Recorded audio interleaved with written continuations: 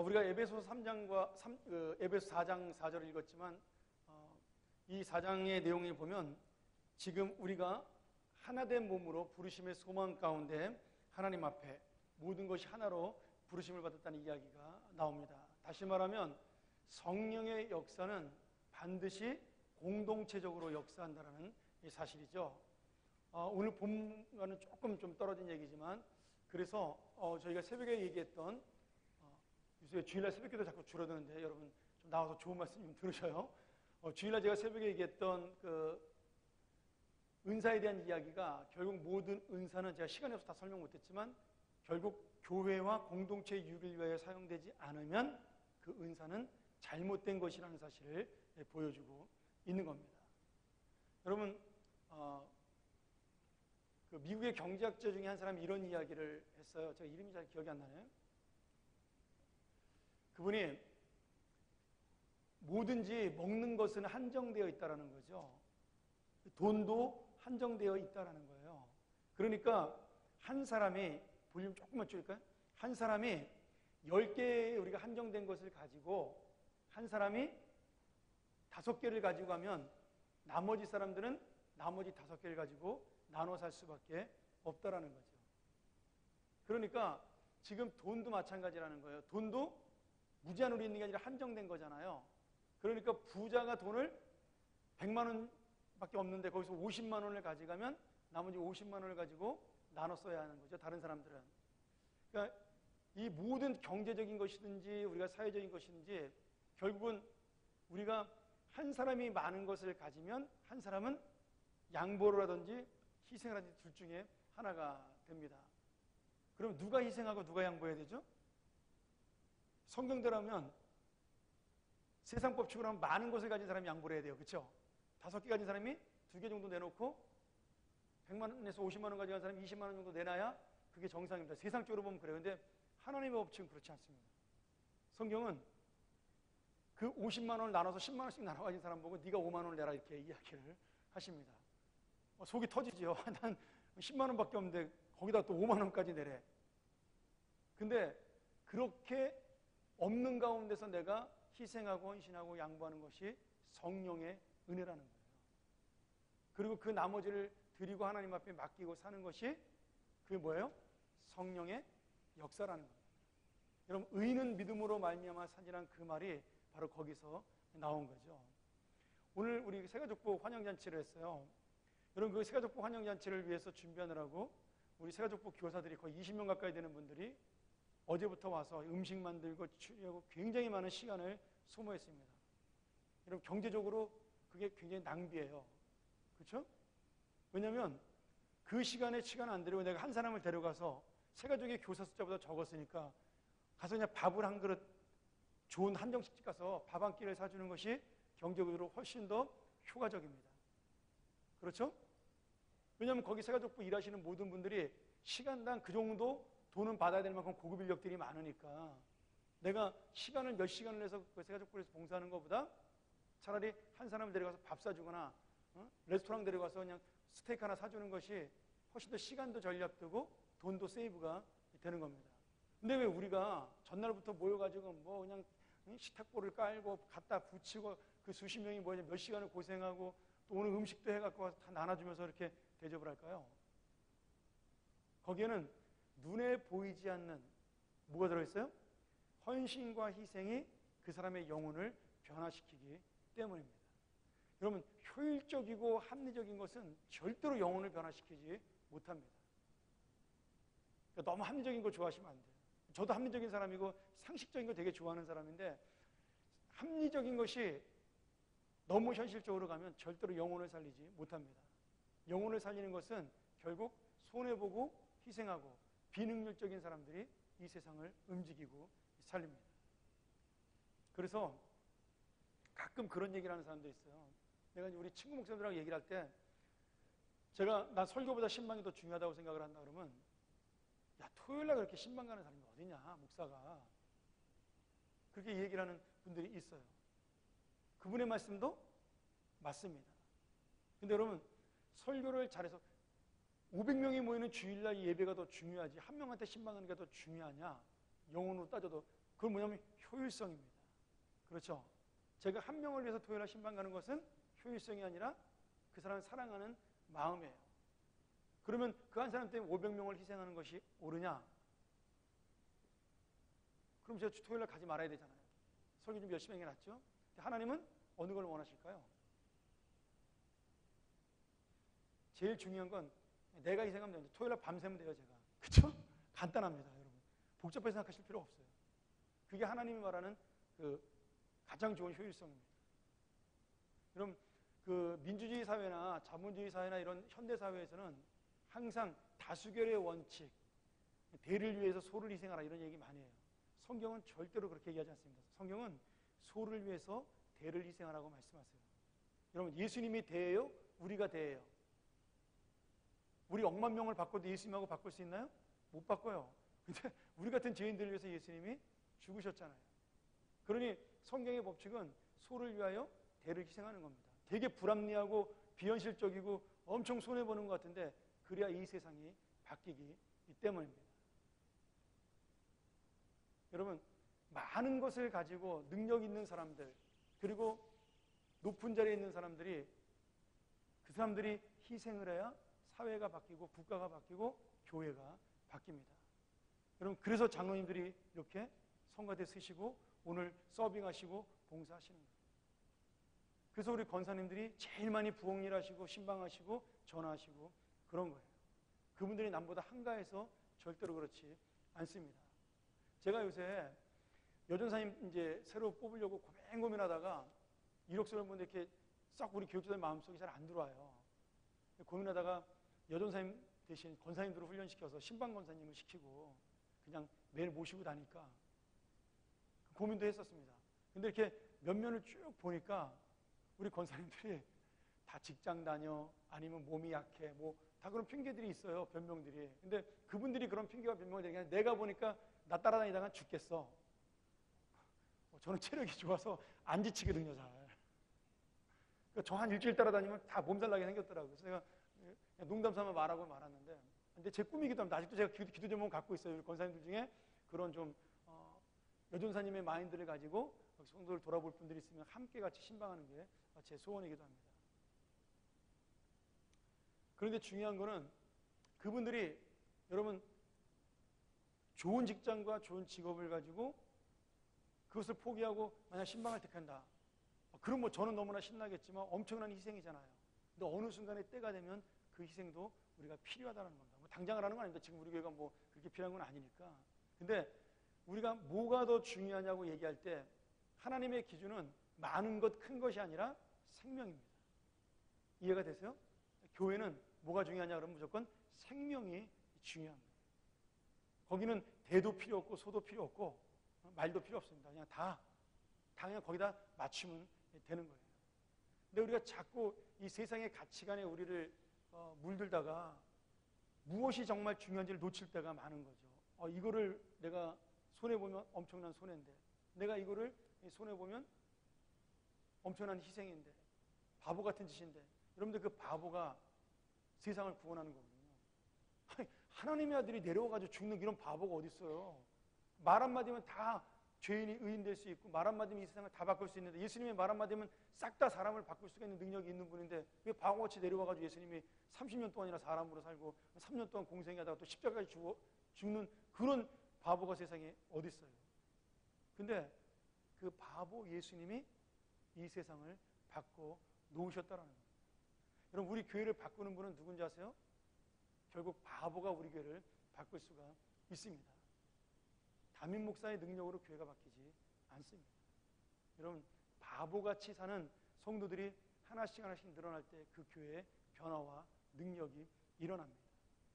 그리고 오늘처럼 바보 같은 헌신들이 있을 때 새가족들이 변화하고 그분들이 그들의 사랑을 알고 공동체로 들어오는 겁니다.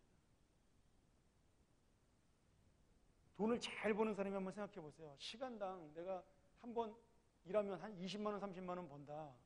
근데 그런 사람들이 가족하고 밥 먹기 위해서 시간을 낸다. 그러면 시간 아깝지 않나요? 내가 가족하고 밥 안 먹고 4시간 일하면 한 100만 원 버는데, 가족에게 돈 쓰면서 가족에게 내가 식사 시간을 같이 한다. 얼마나 바보 같은 짓이에요. 돈도 못 벌고 가족한테 돈 쓰고 자기 희생하는 거잖아요. 근데 우리는 그걸 희생이라고 그러지 않죠? 뭐라 그러죠? 사랑이라고 부르는 겁니다. 행복이라고 부르는 겁니다. 그렇게 살려고 돈 버는 거고 그렇게 살려고 열심히 일하는 거예요. 그럼 거꾸로 생각하시면 안 돼요. 남자들은 저도 마찬가지입니다. 저도 약간 일중독 경향이 있기 때문에 가만히 있으면 제가 못 견디거든요. 뭔가 해야지. 집에 있으면 좀 불안해요. 교회에 있는 게 마음이 편합니다. 놀아도 교회에서 노는 게 제일 편해요. 근데 어떤 생각이 드냐면 내가 이렇게 가족과 지내는 시간이 너무 아깝다고 생각하는 경향이 있습니다. 남자들한테 그런 게 있어요. 지금 내가 할 일이 이렇게 많은데 더 중요한 일들이 많은 것 같은데 이렇게 시간을 보내는 것이 허송세월 아니냐, 아니면 이거 꼭 이렇게까지 내가 해야 되냐, 아깝다는 생각이 들 때가 있습니다. 근데 그 아깝다라는 생각을 버려야 여러분 가정이 살고 그리고 여러분의 영혼이 삽니다. 왜냐하면 그것은 하나님이 우리에게 계신 돈 주고 바꿀 수 없는 가장 큰 가치를 가진 것이기 때문이에요. 그게 뭐냐면 공동체라는 겁니다. 교회 가족이라는 공동체, 여러분의 자녀와 아내가 함께하는 공동체입니다. 자, 오늘 제가 한 가지만 이야기하고 말씀을 좀 마치도록 하죠. 성령 충만의 5번째 증거만 이야기를 하겠습니다. 자, 성령 충만의 다섯 번째 증거는 여러분 그 교재 보시면 자, 한번 같이 읽어자. 1번, 자, 시작. 성령 충만의 5번째 증거는 예수님의 영광만을 나타내는 것이다. 자, 요한복음 17장 17절도 같이 읽죠. 자, 시작. 내 것은 다 아버지의 것이요 아버지의 것은 내 것이온데 내가 저희로 말미암아 영광을 받았나이다. 자, 이 말씀이 무슨 말이냐면 내 것도 아버지 것이고 아버지 것도 내 것인데 그것들로 인해서 내가 영광을 받았다라는 거예요. 아버지의 것인데 내가 써서 영광을 받고 내 것인데 내가 써서 아버지가 영광을 받았다라는 거죠. 우리가 이 요한복음 17장을 대제사장의 기도라고 부르는데 그 대제사장의 기도 속에 들어있는 가장 큰 내용은 뭐냐면 지금 예수 그리스도가 우리를 위하여 이 땅에 오셨다라는 거예요. 그러니까 여기 나오는 것은 여러 가지로 해석할 수 있지만 이 모든 백성들, 이 모든 것들이 다 하나님의 것이고 그 하나님의 것이 다 나에게 허락된 것인데 그것을 내가 희생하며 쓸 때 나를 희생하고 그것들을 내 영광이 아니라 내 욕심이 아니라 주님을 향하여 아니면 다른 영혼들을 향하여 쓸 때 그것으로 말미암아 하나님이 영광을 받고 나도 역시 영광을 받는다는 이야기죠. 그럼 내가 내 마음대로 쓸 수 있고 내가 욕심 부릴 수 있는데 나를 위해 쓰지 않고 그것을 지금 다른 사람을 위해서 쓰는 그 희생과 헌신이 바로 하나님의 영광이 드러나는데 결국 그 영광이 누구한테 온다고요? 나에게로 온다라는 사실입니다. 그러니까 오늘 여러분 내가 지금 나의 영광이 아닌 하나님의 영광을 위해 사는 것이 결국은 마지막에 가서는 내 영광이 된다는 것을 놓치지 마셔야 돼요. 내가 하나님을 향해 쓰는 것을 아까워하고 그것을 답답해하고 어리석다고 생각하는 그 순간 내 인생도 어리석은 인생으로 떨어지게 됩니다. 왜? 하나님의 신령한 것이 내 안으로 절대로 오지 않기 때문이에요. 그래서 어쩌면은 우리가 인생을 살면서 내 이름을 지어나가고 하나님의 이름을 세워가는 것, 우리의 이름이 존귀해지는 것이 아니라 인생이 끝난 다음에 나는 그냥 주님이 주신 상급으로 만족하니까 지금 이 땅에서는 오로지 하나님의 이름만 쓰여져 나가는 것, 그것이 우리 인생에서는 가장 영광스러운 삶일 수 있습니다. 말은 되는데 이게 너무나 어려운 삶이에요. 그렇잖아요. 여러분 저도 담임 목사를 하니까 어떤 자리에 갔는데 저를 먼저 세워서 일으켜주지 않으면 제가 기분이 좋을까요? 나쁠까요? 저 성자 아닙니다. 나쁩니다. 네. 그리고 서운합니다. 자식들이 나를 뭘로 알고 속에서 그런 마음이 올라옵니다. 근데 올라올 수는 있어요. 근데 그 올라오는 것을 눌러내리고 그럴 수도 있지. 그러는 것이 바로 주님께 영광을 돌리는 마음입니다. 여러분, 내가 어쩌면은 다른 사람을 세운다고 하는 그것조차도 하나님의 영광을 가릴 수도 있다라는 거예요. 제가 대학 다닐 때 이런 일이 있었어요. 그 저희 학교에 사당동 총신대학교 그 앞에 동산에 지금 없어졌나? 모르겠는데 하도 간지 오래돼가지고 거기에 박간준 장로님의 기념비를 세운 적이 있습니다. 여러분 박간준 장로님 누군지 아세요? 아, 모르시는구나. 안희승 여사는 아시죠? 돌아가신 안희승 여사는 모르시나요?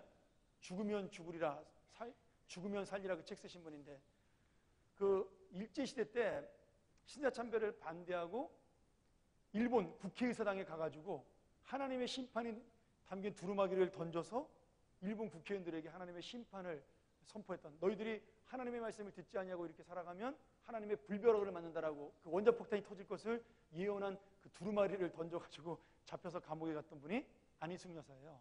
근데 그 일본까지 같이 가서 함께 그 일을 했던 분이 박간준 장로님이라는 분입니다. 근데 그분은, 안희숙 여사는 감옥에서 살아나셔서 나중에 목사님 사모님 돼서 미국 가가지고 목회하시다가 몇 년 전에 돌아가셨는데, 이 박간준 장로님은 감옥에서 그냥 나이가 많으셔서 병사하셨어요. 그러니까 순교하신 거죠.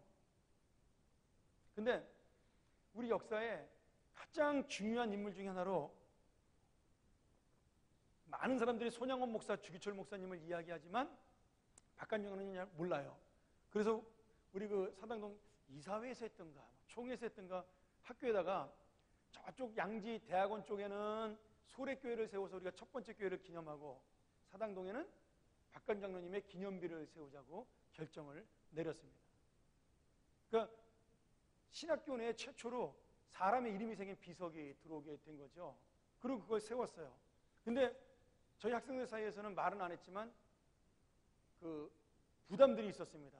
과연 사람의 이름을 새긴, 예수님이 우상 섬기지 말라 그랬는데, 하나님 우상 섬기지 말라 그랬는데 그 사람의 이름을 새긴 비석을 거기다 새기는 것이 옳은 것인가에 대한 고민들이 많았습니다. 물론 저도 반대했습니다. 아니, 박 장로님이 세워달라고 그런 것도 아닌데 그걸 굳이, 그럼 뭐 박 장로님 것만 세우나. 이제 어린 마음에 저도 그렇게 생각을 했죠. 손양원도 세우고 주기철도 세우고, 응? 다 주남선도 세우고 죽은 사람 다 세워야지. 우리 할아버지도 새겨야지. 우리 할아버지도 그렇게 하다가 돌아가셨는데, 뭐 이런 생각이 드는 거죠. 근데 저는 착하니까 마음만 그렇게 먹었는데, 내 친구 중에 하나가 밤중에 그 비석에다가 페인트를 칠해버린 거예요. 우상 숭배하지 말라고. 학교가 난리가 났죠. 근데 여러분, 그렇게 해서 뭐 그 나중에 그 비석을 치웠던 거 어떻게 했다 잘 기억은 안 나네. 하도 오래돼가지고 한 30년 넘은 일이라서. 근데 하여튼 그 일로 제가 그런 고민을 하게 됐어요. 아, 사람은 어쩔 수가 없구나. 눈에 보이는 뭔가를 세워야 그 사람을 기념하고 그 사람의 영광을 드러내야 그것 때문에 선배들이 존중을 받고 인정받는다라고 생각하는 그런 것이 있다라는, 사람의 그 연약함은 어쩔 수 없다는 걸 제가 그때 많이 깨달았어요. 물론 그 비석을 세운 사람들의 생각은 우리가 믿음의 선조들을 따라서 우리도 그런 순교자적인 정신을 가지고 신앙생활을 하자라는 의미에서 좋은 뜻으로 세웠을 거예요. 그러나 여러분 잘 생각을 해보세요. 사도 바울이 비석 세우신 거 보셨어요? 사도 바울이 수백 개의 교회를 세웠는데 사도 바울이 자기의 기념비를 세워달라고 성경에 한 절이라도 써있던가요?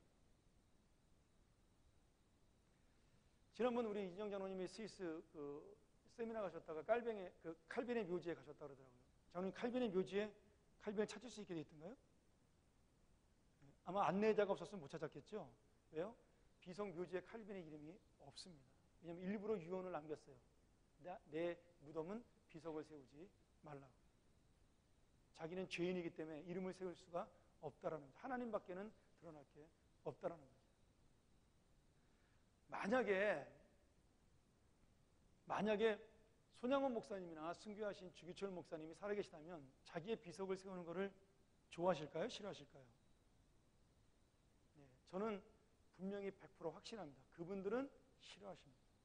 저는 내가 예수를 위해 죽었지 나의 영광을 위하여 죽은 것이 아니기 때문입니다. 여러분, 어떤 업적을 세우던 그 사람의 업적은 하나님의 이름이 드러나는 것 외에 다른 것으로 사용되는 그 순간부터 우리도 모르게 우상이 될 수가 있습니다. 살아있는 우상도 마찬가지예요. 여러분, 목사님을 저는 그 정도로 존경받을 만한 사람이 아니니까 기대도 하지 않지만 저를 하나님처럼 존경하는 그 순간부터 여러분은 하나님을 섬기는 것이 아니게 됩니다.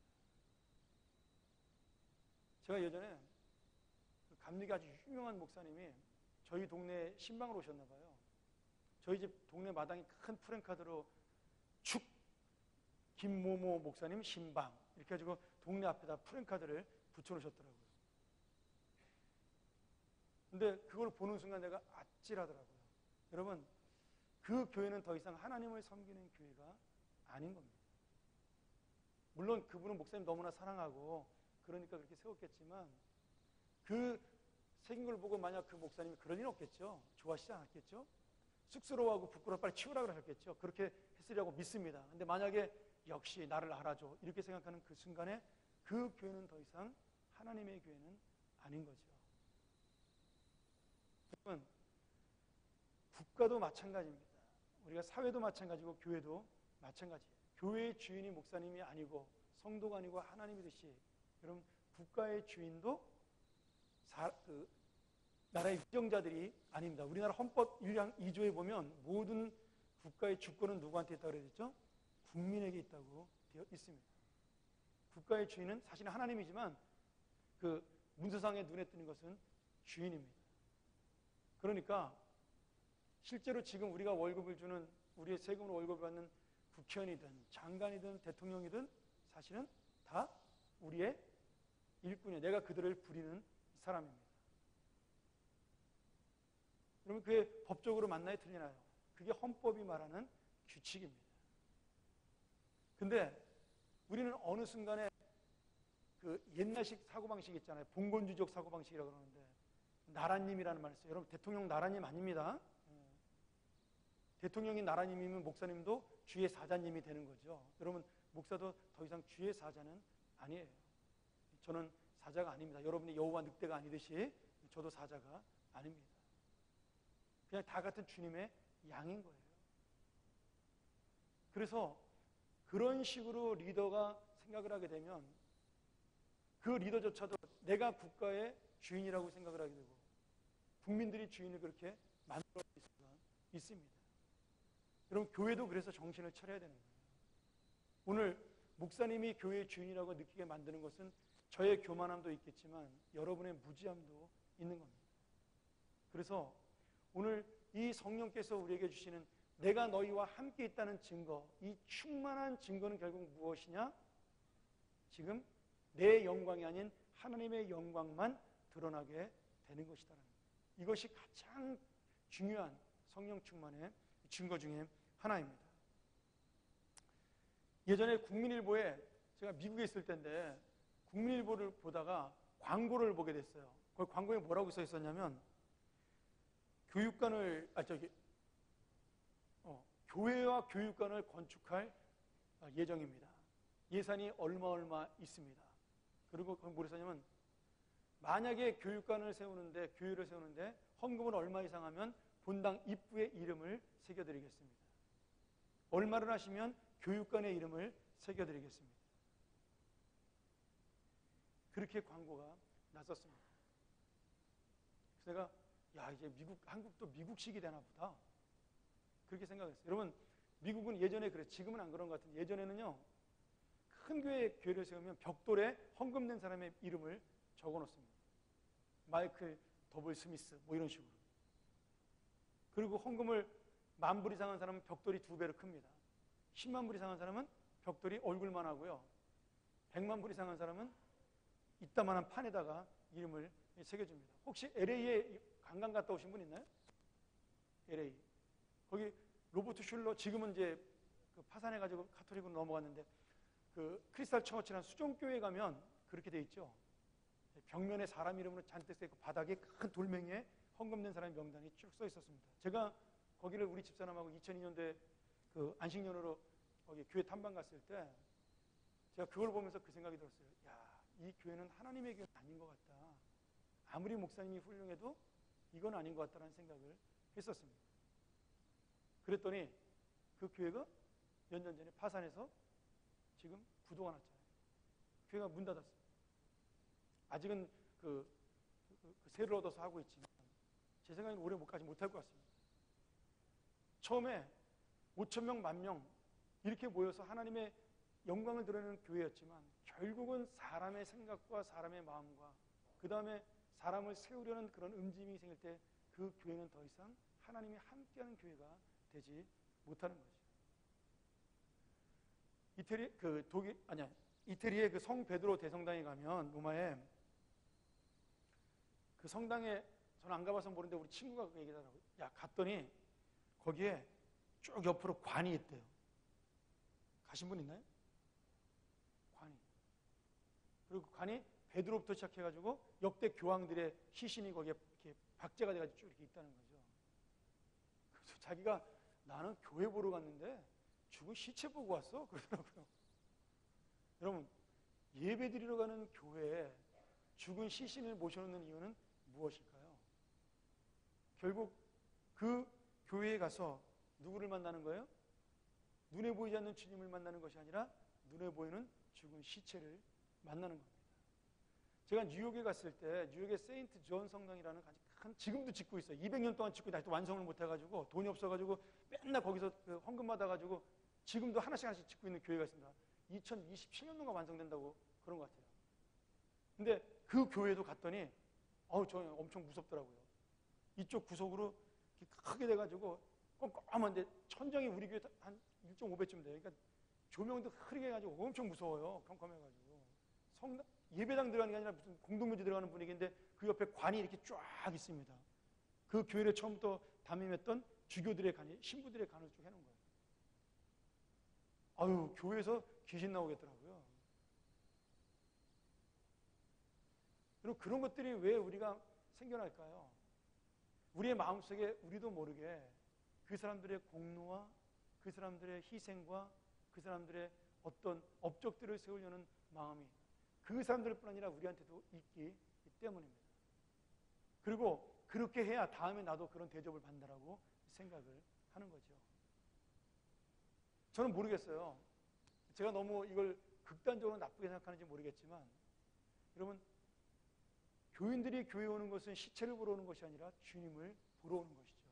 근데 눈앞에 보이는 그 관을 바라보면서 얼마나 많은 사람이 주님을 제대로 만날 수 있을까요? 저는 그 생각을 해보게 됩니다. 우리도 마찬가지입니다. 내가 인생을 살면서 많은 것들을 남기고 싶어하고 내가 많은 것들을 이 땅에 내 이름이 드러나기를 원합니다.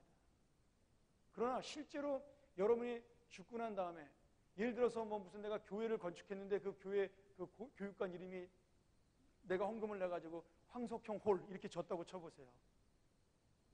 아무도 물어보지 않습니다. 한 20년, 30년 지나면요. 그 홀의 이름이 왜 그 사람의 이름인지 돈 냈나 보다 그러고 지나지 황석형이 누군지 아무도 기억도 하지 못하며 알지 못하고 관심도 없습니다. 그냥 우리의 자기의 욕심일 뿐인 거예요. 우리가 예수를 믿는다는 것이 무엇인지 끊임없이 고민해야 되는 문제가 바로 그건 거죠. 예수님이 당신의 이름을 높이기 위해서 희생한 것이 아니라는 겁니다. 왜 희생하셨죠? 영혼을 살리기 위해서 희생하신 겁니다. 내가 왕자리를 차지하기 위해서 죽으신 것이 아니라는 거예요. 그냥 그저 내가 죽음으로 그 사람이 구원받기를 원하신 마음이 예수님의 십자가를 지게 만드신 거죠. 그렇다면 우리가 예수님을 따라가는 예수의 제자로서 어디까지 우리는 예수님을 따라가나요?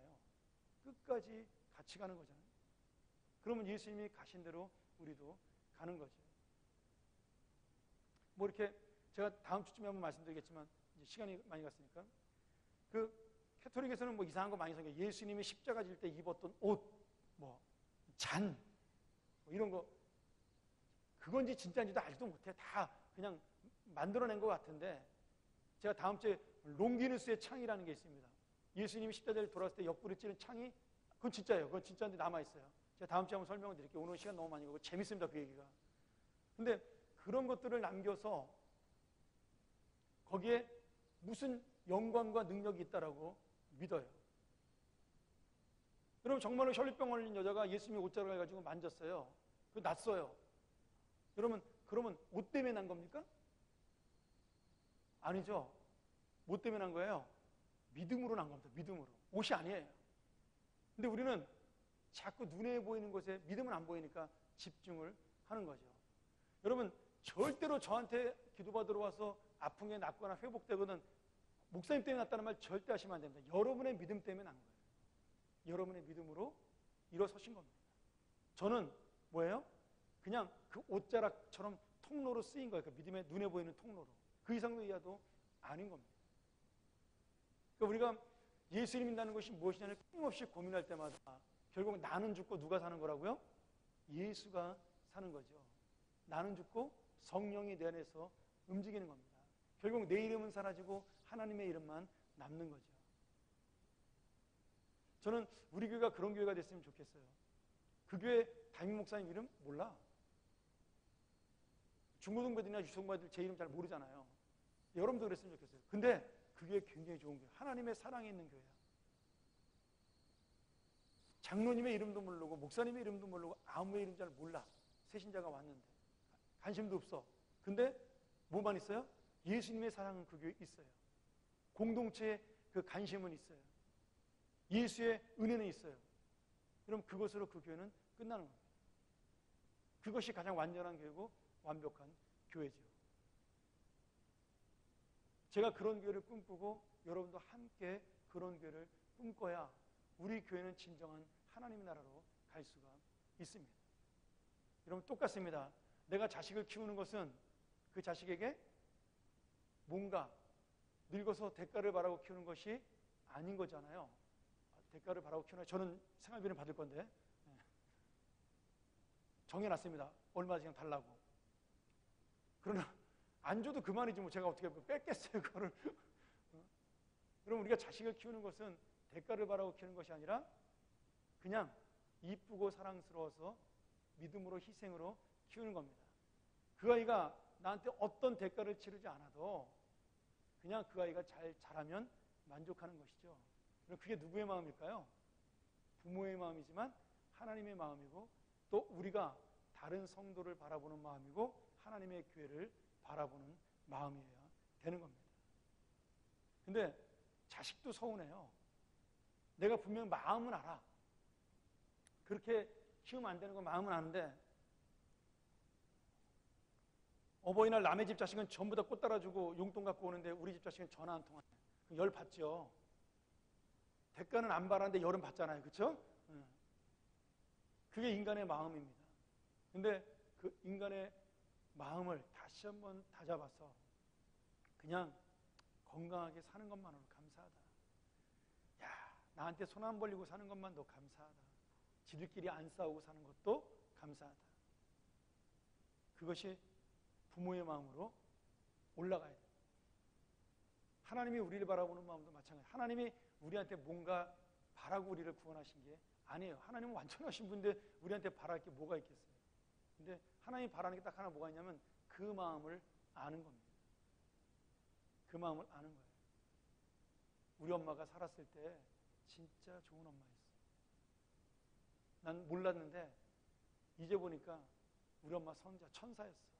여러분 지금 듣는 것이 아니라 죽은 다음에 그 고백을 들어야 진짜입니다. 저는 우리 교회가 그런 교회가 됐으면 참 좋겠다는 생각을 많이 해봐요. 여러분 여기 앉아있는 모든 분들 교회 엄청난 그 공로자들이고 이 교회를 살리고 세우기 위해서 정말 눈물흘려 기도한 분들이고 수십 년을 봉사하신 분들인 것을 분명히 알고 있습니다. 그래봤자 여러분 이 땅을 떠나시고 나면 아무도 기억하지 않습니다. 송우리 묘지 가면요 이름 굉장히 많이 써있지만 저 가가지고 자세히 그거 들어보다 본 적도 없습니다. 2번 가봤는데 그게 우리 인생이라는 거예요. 근데 그게 정상이라는 거예요. 그게 하나님이 원하시는 우리의 삶입니다. 대신 무엇이 남다고요? 하나님의 영광이. 나로 인해 하나님의 은혜가, 나로 인해 하나님의 영혼이, 나로 인해 하나님의 사랑이. 그것이 바로 성령 충만한 자의 삶입니다. 기도하겠습니다.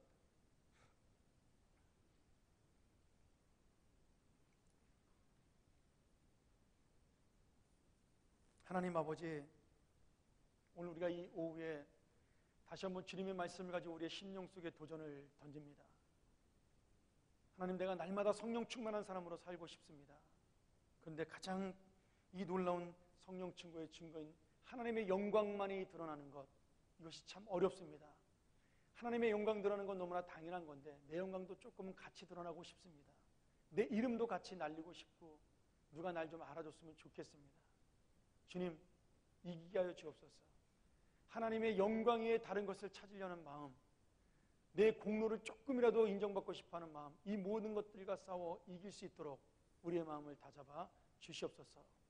아버지 하나님, 정말로 성령 충만한 삶, 아무것도 남기지 않은 예수 그리스도처럼, 사도 바울처럼 오로지 그분들이 떠나고 난 그 자리에 하나님의 사랑과 살아있는 영혼만이 남은 것처럼 우리의 모든 상급과 우리의 모든 영광은 하나님 나라에서 받을 수 있도록 우리의 마음을 인도하여 주옵소서.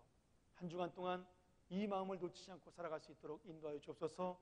함께 고민하며 함께 하나님 나라를 회복하는 우리 귀한 동역자들에게 주님 한 주간 동안도 승리하는 삶을 살게 하여 주옵소서. 지금은 우리 주 예수 그리스도의 은혜와 하나님의 사랑과 성령님의 함께하심과 역사하심이 오늘 주의 말씀을 듣고 오직 주의 영광만을 위하여 달려나가기 원하는 우리 사랑하는 주님의 자녀들 머리 위에, 이들의 가정과 직장과 사업과 학업과 자녀들 위해, 또 날마다 있을 그 기쁨의 하루하루의 일들 위해 지금부터 영원토록 함께 승리로 있을지어다. 아멘.